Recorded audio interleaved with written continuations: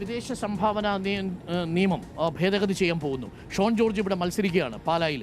Sean ജോർജൊക്കെ പറയുന്നത് ഇത് വെറുതെ ക്രിസ്ത്യാനികളെ നിങ്ങൾ ഭയപ്പെടുത്തുകയാണ്, LDFും UDFും ഇതിനെ കൂട്ടിക്കെട്ടാൻ ശ്രമിക്കുന്നു, ക്രിസ്ത്യാനികളുമായി ഒരു ഭയപ്പാടും ആവശ്യമില്ല എന്നാണ്. യഥാർത്ഥത്തിൽ വഖഫ് നിയമ ഭേദഗതി പോലെ ക്രിസ്ത്യൻ ന്യൂനപക്ഷത്തെ ഡെമോക്രസിന്റെ വാളിൽ തൂക്കി നിർത്തുകയല്ലേ ചെയ്യുന്നത് ഈ FCRA? ഞാൻ പറയുന്നത് ഇപ്പം കേരള സംസ്ഥാനത്ത് ഈ പുരോഗതി കണ്ടിട്ടുണ്ട്. എല്ലാ സമുദായങ്ങളും ഇതിന് ഒത്തിരി കോൺട്രിബ്യൂഷൻ ഉണ്ട്. അത് ക്രൈസ്തവ സഭ മാത്രമല്ല. പക്ഷേ ക്രൈസ്തവ സഭയുടെയും കോൺട്രിബ്യൂഷൻ ഇന്ന് കേന്ദ്രത്തിൽ ഇപ്പോൾ ഉള്ള മന്ത്രിമാരുടെ ഒരു 50% ക്രൈസ്തവരായിട്ടുള്ള മാനേജ്മെൻറ്റിൽ പഠിച്ചവരല്ലേ. ഇവിടെ ഈ സമൂഹത്തിൽ നമുക്കറിയാം എല്ലാ സമുദായത്തിൽപ്പെട്ടവരും ഇവിടുത്തെ അനാഥാലയങ്ങളിൽ കാണും, ഇവിടുത്തെ വൃദ്ധമന്ദിരങ്ങളിൽ കാണും, ഇവിടുത്തെ കെയർ ഹോമിൽ കാണും, വിദ്യാഭ്യാസ സ്ഥാപനങ്ങളിൽ കാണും. ഏതെങ്കിലും ഒരു സമുദായത്തിന് വേണ്ടി ചെയ്തതല്ല. അതെല്ലാം സർക്കാർ ഉണ്ടാക്കിയതാണോ? അല്ലല്ലോ. ഇങ്ങനെ ഒരു പുരോഗതിയുണ്ട്. മിഷണറിമാരുണ്ട്, അവർ പുറത്തു പോയി ജോലി ചെയ്യുന്നുണ്ട്, അവരുടെ ഫണ്ട് ഇങ്ങോട്ട് വരുന്നുണ്ട്. ചിലവർ ഉണ്ടല്ലോ വിശാല മനസ്സോടുകൂടി ചില ആളുകൾ ഇവരെ സഹായിക്കാനുണ്ട്.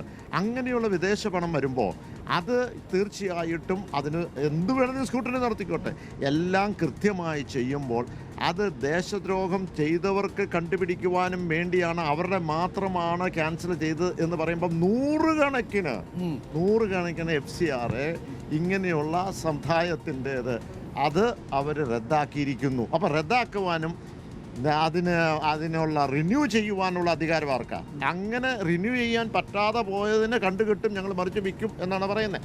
അപ്പോൾ അങ്ങനെ വരുമ്പോൾ അതിൻ്റെ അർത്ഥം എന്താണ്? അവരുടെ കയ്യിലാണ് ഈ താക്കോൽ. മുമ്പേ പറഞ്ഞ പോലെ അവരെ പൊളിക്കണമെങ്കിൽ പൊളിക്കും, കൂട്ടുപിടിക്കും, തകർക്കും. ആ ഒരു ലക്ഷ്യമാണ്. രാഷ്ട്രീയ ദുഷ്ടലാക്ക് തന്നെയാണ്. രാഷ്ട്രീയമുണ്ട്, അതിനകത്ത് സംശയമൊന്നുമില്ല. ഞാൻ ചോദിച്ചോട്ടെ, അടുത്തത് ചിലപ്പോൾ ഒരു പക്ഷേ അറിഞ്ഞോന്നറിയില്ല. ഒന്ന് ക്രിസ്ത്യൻ ലോ ബോർഡ് അല്ലെങ്കിൽ ലോ അല്ലെങ്കിൽ ക്രിസ്ത്യൻ അതിന് നല്ലൊരു പേരൂടെ ഒരു വെൽഫെയർ ലോ കൊണ്ടുവരിക. അതിനുള്ള ബൈലോസ് ആയിക്കഴിഞ്ഞു. എടുത്ത് പരിശോധിക്കണം. അതിനകത്ത് ഞാൻ വീണ്ടും പറയുന്നത്, ഞാൻ മനസ്സിലാക്കുന്നത്, നിങ്ങളെടുത്ത് പരിശോധിച്ചിട്ട് പറഞ്ഞാൽ മതി.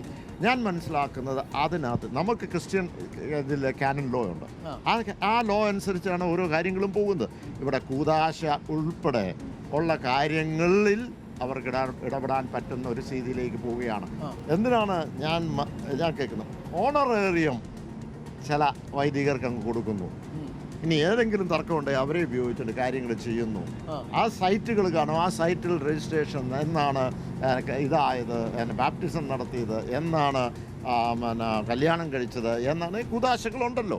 ഇത് ശരീരലേപനം ചെയ്തത്, ഇതൊക്കെ ഇതിലേക്ക് പോകുന്നു എന്നുള്ളതാണ് ഞാൻ കേൾക്കുന്നത്. ഭരണഘടനാ വിരുദ്ധമായി ന്യൂനപക്ഷങ്ങൾക്കുള്ള മതപരമായിട്ടുള്ള അവകാശത്തിന്മേൽ കടന്നു കയറുകയാണ്.